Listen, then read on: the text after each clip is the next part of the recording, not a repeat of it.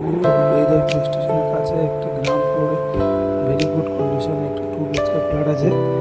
590 square feet, সঙ্গে একটা ব্যালকনিও আছে, একটা বড় এবং একটা ছোট রুম